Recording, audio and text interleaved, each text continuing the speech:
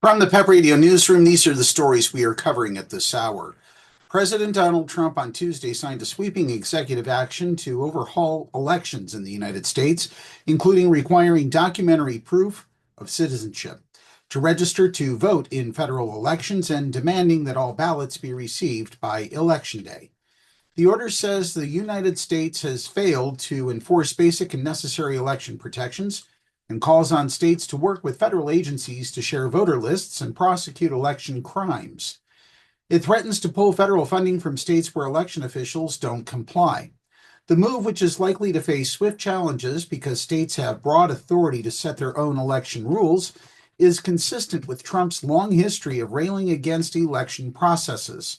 He often claims elections are being rigged even before the results are known, and has waged battles against certain voting methods since he lost the 2020 election to Democrat Joe Biden and falsely blamed it on widespread fraud. Trump has focused particularly on mail voting, arguing without evidence that it's insecure, invites fraud, even as he has shifted his position on the issue, given its popularity with voters, including Republicans. While fraud occurs, it's rare, limited in scope, and does get prosecuted.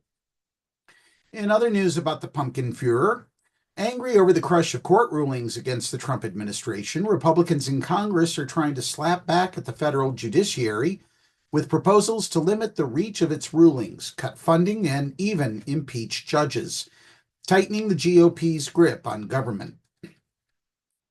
House GOP leaders say all options are under consideration as they rush to rein in judges who are halting President Donald Trump's actions at a rapid pace. In many cases, the courts are questioning whether the firings of federal workers, freezing of federal funds, and shuttering of long-running federal offices are unlawful actions by the executive branch and Elon Musk's Department of Government Efficiency. In perhaps the most high-profile case, Judge James E. Boasberg ordered that plane loads of deported immigrants be turned around, raising the ire of Trump, who called for his impeachment, and billionaire Musk, who is funneling campaign cash to House Republicans backing impeachment efforts. The president calls the judges lunatics.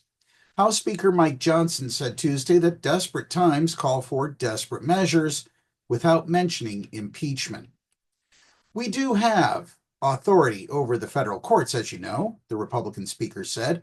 We can eliminate an entire district court. We have power of funding over the courts and all these other things.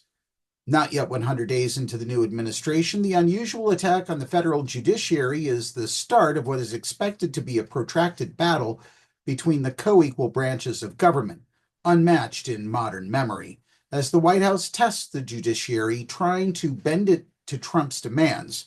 The Congress, controlled by the president's own Republican Party, appears ready to back him up.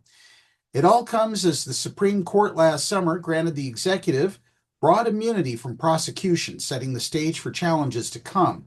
But Chief Justice John Roberts warned more recently that impeachment is not an appropriate response to disagreement concerning a judicial decision. That's the news at this hour. Be sure to download the Live 365 app to take PEP Radio with you wherever you go. And now, back to more music here on PEP Radio.